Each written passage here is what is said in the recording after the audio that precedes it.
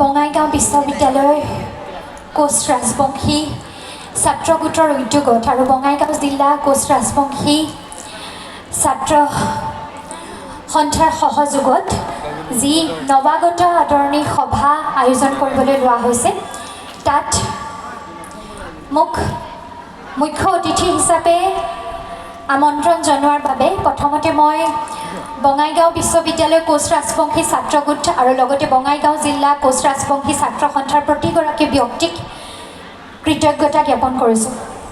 কৃতজ্ঞতা এইবাবে প্ৰথমবাৰৰ বাবে মই আজি পাতানি সাজু পৰিধান কৰি আহিছোঁ। খুব হেঁপাহ আছিল। কাপোৰযোৰ মোক আচলতে শেষৰ যিটো আমাৰ চিলাৰায় দিৱস আছিল, চিলাৰায় দিৱসত উপহাৰ হিচাপে পাইছিলোঁ আৰু তাৰ পাছত মই প্ৰতিশ্ৰুতিও দিছিলোঁ সেইখন মঞ্চতে, ইয়াত নহয় বঙাইগাঁৱৰ অন্য এখন মঞ্চত, যে ইয়াৰ পাছত যেতিয়া মই কোচ ৰাজবংশীৰ সকলে আয়োজন কৰা যিকোনো এটা অনুষ্ঠানলৈ যাম মই পাতানিখন পিন্ধি যাম। আজি দাদাই মোক সুধিছে যে কাপোৰযোৰ আমি গোটাই দিম নে নিজেই লৈ আহিবা। মই নিজেই লৈ আহিছোঁ। গামোচা দুখনো নিজৰ, সকলোখিনি নিজৰ। গতিকে আচলতে আৰু এই কাপোৰযোৰ পিন্ধি ইয়ালৈ যেতিয়া সোমাই আহিছোঁ, মই উজনিত ঘৰ গোৱালপাৰাত চাকৰি কৰোঁ, কিন্তু নিজকে এই মুহূৰ্তটোৰ বাবে এনে লাগিছে যে ময়ো বঙাইগাঁৱৰ, নিজকে এনে লাগিছে যে ময়ো কোচ ৰাজবংশী। অলপ দিনৰ আগতে আমি কুশান নৃত্য শিকিছিলোঁ। কুশান নৃত্য আমাৰ ছাত্ৰ ছাত্ৰীসকলক ইউথ ফেষ্টিভেলত নাচিবৰ বাবে শিকাইছিলোঁ। মোৰ এনে লাগিছে মই নাজানিলেও এপাক নাচিয়েই দিম যে কাপোৰযোৰ পিন্ধি। গতিকে কাপোৰযোৰ পিন্ধোতে আমাৰ মনটোত এটা আবেগ সৃষ্টি হয়, নহয় জানো? তোমালোকে ছোৱালীবোৰে বিভিন্ন ড্ৰেছ পিন্ধি থাকা, কলেজলৈ বিশ্ববিদ্যালয়লৈ যেতিয়া যোৱা বিভিন্ন ড্ৰেছ, তোমালোকে বিভিন্ন সাজ পিন্ধা, চাদৰ মেখেলা কেতিয়াবা পিন্ধা, কেতিয়াবা আমি ৱেষ্টাৰ্ণ ড্ৰেছ পিন্ধো, কিবা কিবি পিন্ধো, কিন্তু যেতিয়া তোমালোকে নিজৰ সাজযোৰ পিন্ধা অকণমান গৌৰৱত বুকুখন ফুলি যায়নে নাই বাৰু যে মই কোচ ৰাজবংশী, হয়নে? সেই গৌৰৱটো আমাৰ থকাটো দৰকাৰ আৰু এনে মঞ্চখিনিয়ে আমাৰ মাজত সেই একতা আৰু গৌৰৱটো ধৰি ৰাখে। গতিকে মই ডিব্ৰুগড় বিশ্ববিদ্যালয়ত পঢ়া, তাত আমি দেখিছিলোঁ যে বিভিন্ন জাতি জনগোষ্ঠীয়ে, যদিও আমাৰ এটা ফ্ৰেচাৰ্ছ হয়, প্ৰত্যেক জাতি জনগোষ্ঠীয়ে নিজৰ এটা নৱাগত আদৰণি সভা বা বিদায় সভা আয়োজন কৰে। এই আয়োজনটো এই কাৰণেই দৰকাৰী, নহ'লে কি হৈছে আধুনিকতাৰ ধামখুমীয়াত আমি বহু সময়ত নিজৰ ঐতিহ্য, নিজৰ সংস্কৃতি, নিজৰ ইতিহাস পাহৰি যাওঁ। কিন্তু নিজক পাহৰি, নিজৰ শিপা পাহৰি কোনোবা গছ জানো ডাঙৰ গছ হ'ব পাৰেনে?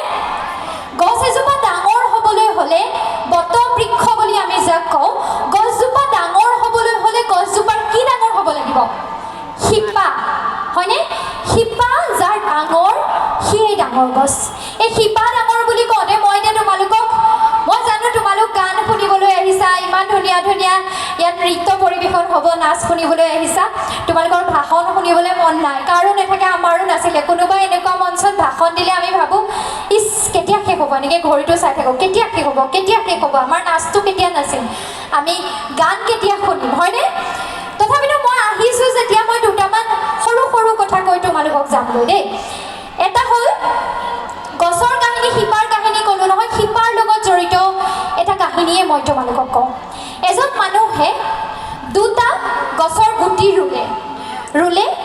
ৰুই এটা বাঁহ গছ আৰু এটা জোপোহা সৰু গছ পানী দিলে জোপোহা গছটো এসপ্তাহমানৰ পাছতে পুলি এটা ওলাই মেলি এমাহমান গ'ল, জোপোহা গছটো ডাঙৰ হ'ল। কিন্তু বাঁহ গছৰ পুলি পানীত দি আছে একোৱেই নাই, এমাহ দিলে, ছমাহ দিলে, জোপোহা গছটো লহপহকৈ বাঢ়ি ডাঙৰ হ'ল। আৰু যিটো বাঁহ গছৰ নহ'ল, 2 বছৰ দিলে একো নহ'ল, 5 বছৰমান হৈ গ'ল। মানুহজনক চবেই ক'লে কি লাভ আছে, কি লাভ আছে, এনেদৰে পানী দি আছ, একো হোৱা নাই, একো হোৱা নাই, এইজোপা গছ কেতিয়া ওলাব, গুটি পৰিল আৰু ক'ৰবাত গ'ল চাগে গুটিটো।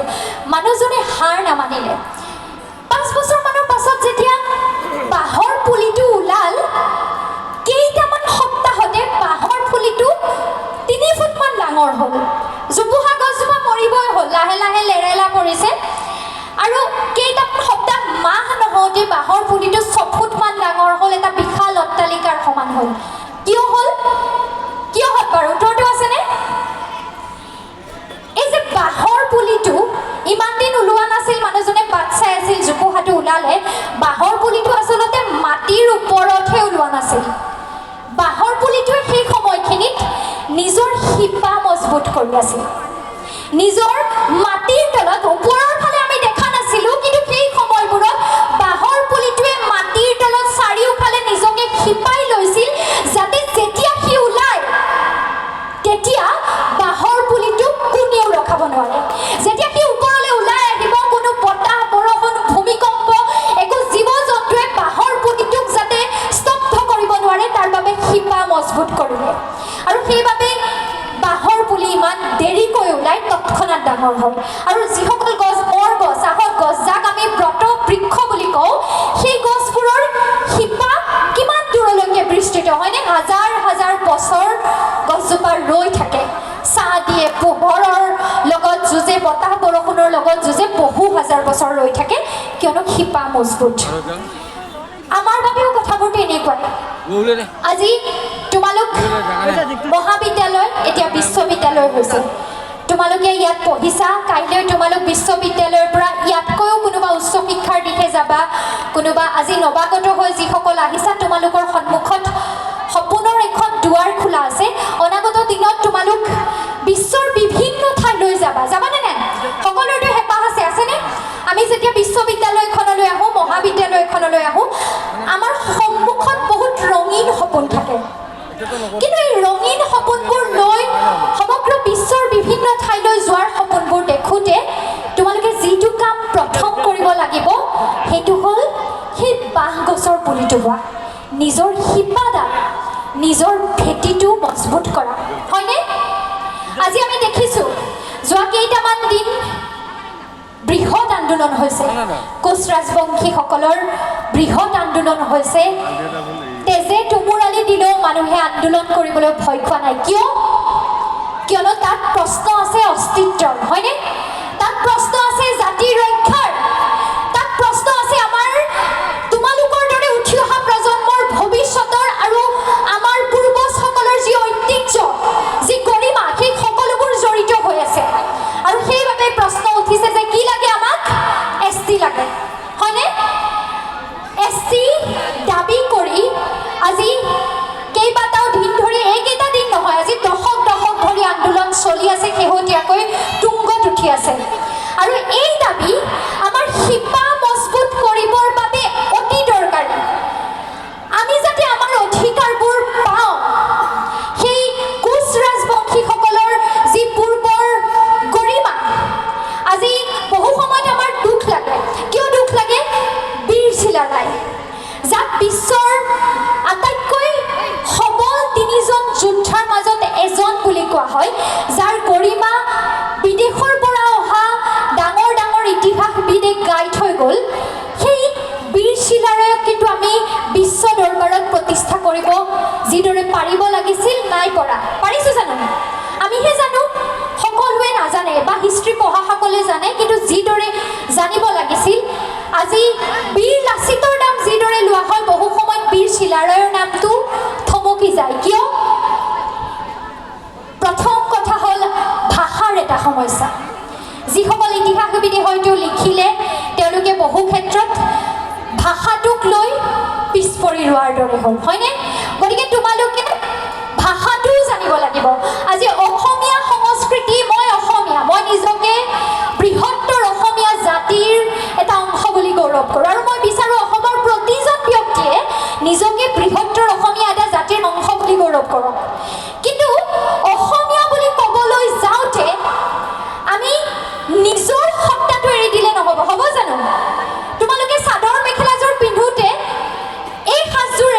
নহ'ব। ঠিক একেদৰে অসমীয়া ভাষাটো ক'বলৈ যাওঁতে নিজৰ যিটো ৰাজবংশী ভাষা তোমালোকৰ কথিত আজিও আমাৰ লিখিত ৰূপত নাই, হয়তো নাই বাবে লিখিত ৰূপত যিদৰে বিস্তাৰ হ'ব লাগিছিল নহ'ল বাবে ক'ৰবাত আমি বীৰ চিলাৰায়কো বিশ্ব দৰবাৰলৈ লৈ যোৱাত ব্যৰ্থ হ'লোঁ নেকি? আজি শংকৰদেৱ গুৰুজনাৰ যি সৃষ্টি, শংকৰদেৱ গুৰুজনাৰ যি ব্ৰজাৱলী ভাষা, তাতো ৰাজবংশী ভাষাৰ বহু অংশ আমি পাওঁ। আজি গুৰুজনাৰ যি সৃষ্টি, যি একতাৰ ভেটিৰ কথা আমি কওঁ, সেই একতাৰ ভেটি বীৰ চিলাৰাই নোহোৱা হ'লে গুৰুজনাই সেইদৰে নিজৰ সৃষ্টি কৰ্মৰাজি কৰিব পাৰিলেহেঁতেন নে নাই, এইটো ডাঙৰ প্ৰশ্ন, হয়নে? গতিকে শংকৰদেৱ গুৰুজনাৰ নাম যেতিয়া আমি লওঁ, প্ৰতিজন অসমীয়াই আমাৰ মনত অন্য এটা নাম নিজে নিজে আহিব লাগে, বীৰ চিলাৰাই।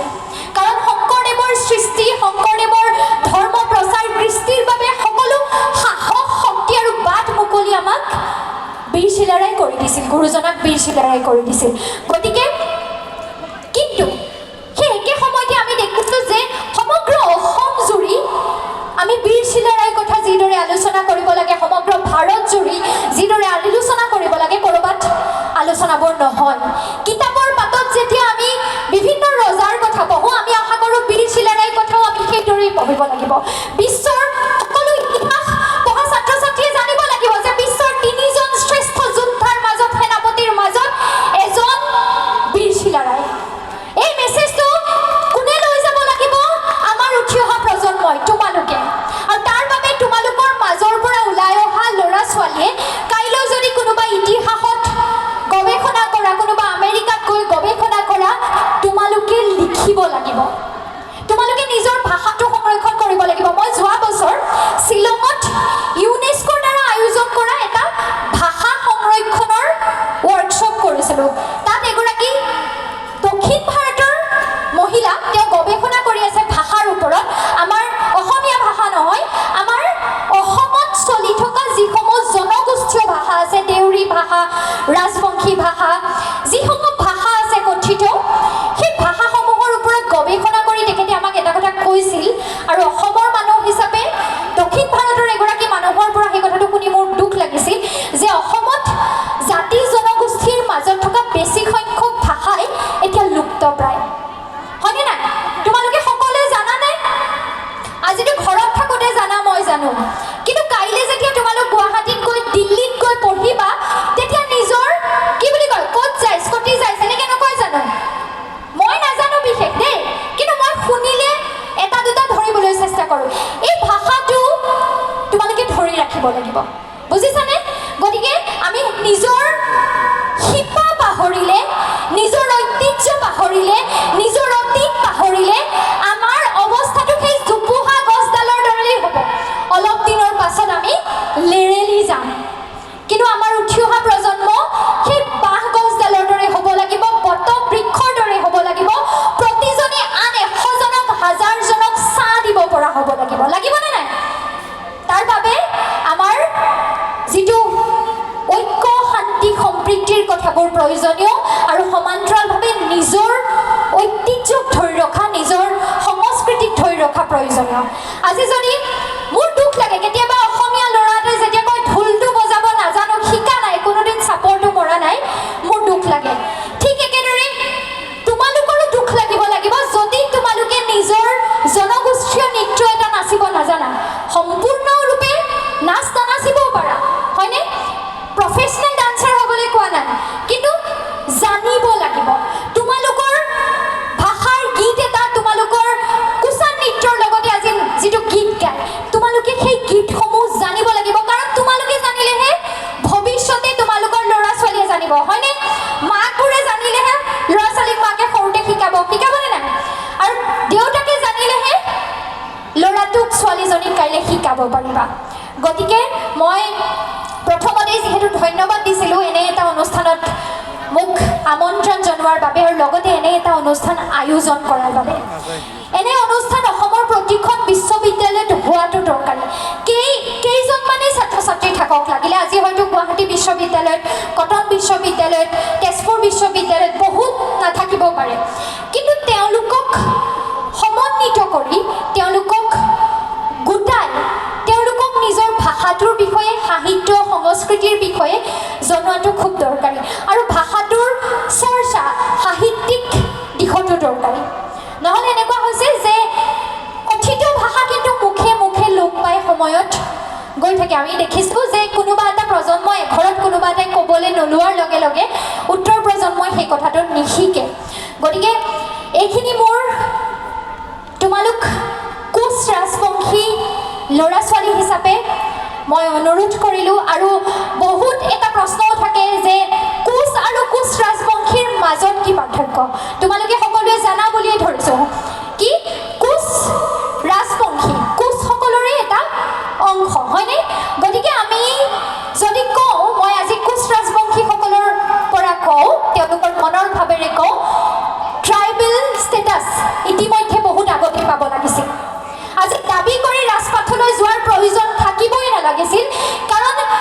অতীজত হৈ যোৱা ভেদাভেদ বহু সময়ত সমাজত তেওঁলোকে অনুভৱ কৰা যিখিনি পাৰ্থক্য যে একেখন মঞ্চত বহিবলৈ পোৱা নাযায় একেলগত বহি এসাঁজ খাবলৈ পোৱা নাযায় সেই পাৰ্থক্যবোৰৰ বাবেই বহু সময়ত উপাধি সলনি কৰিব লগা হ'ল কোচ পৰা কোচ ৰাজবংশী হ'ব লগা হ'ল কিন্তু আজিৰ দিনটোত অসমৰ যিসকল জনগোষ্ঠীয়ে আজি জনগোষ্ঠী ষ্টেটাছ বিচাৰি থাকিব লগা হৈছে ST ষ্টেটাছ বিচাৰি থাকিব লগা হৈছে সেই সকলো জনগোষ্ঠীয়ে ষ্টেটাছ পোৱাটো আমাৰ বাবে অসমৰ বৃহত্তৰ স্বাৰ্থৰ খাতিৰত আটাইতকৈ প্ৰয়োজনীয় মই নিজে কোচ ৰাজবংশী নহয় কিন্তু তথাপিতো মই কৈছোঁ কোচ ৰাজবংশী আৰু অসমৰ প্ৰত্যেকটো জনগোষ্ঠী যি জনজাতিকৰণ বিচাৰি আছে অসমৰ বৃহত্তৰ অসমৰ নাগৰিকৰ অসমীয়া জাতিৰ বৃহত্তৰ অসমীয়া জাতিৰ সুৰক্ষাৰ স্বাৰ্থত আমাৰ অধিকাৰবোৰ সম্পদৰ অধিকাৰ ভূমিৰ অধিকাৰ এই অধিকাৰবোৰৰ স্বাৰ্থত আটাইতকৈ সময়ৰ বাবে প্ৰয়োজনীয় আহ্বান হ'ল জনজাতিকৰণ আৰু সেইবাবে মই আশা কৰিম যে এনে কথাবোৰত এনে অধিকাৰৰ প্ৰসংগবোৰত কিয় বিচাৰি থকা হৈছে ইতিহাস কি প্ৰয়োজন কি ভৱিষ্যত কি এই কথাবোৰতো তোমালোক জানিবলৈ আগ্ৰহী হৈ থাকা উঠি অহা প্ৰজন্মটো কাৰণ শিপা পাহৰিলে সেই কথাটোলৈকে কৈছোঁ শিপা পাহৰিলে আমাৰ ভৱিষ্যত মজবুত হৈ নাথাকিব ইয়াৰ পাছত মই এয়া ক'লোঁ জাতি জনগোষ্ঠী আৰু আমাৰ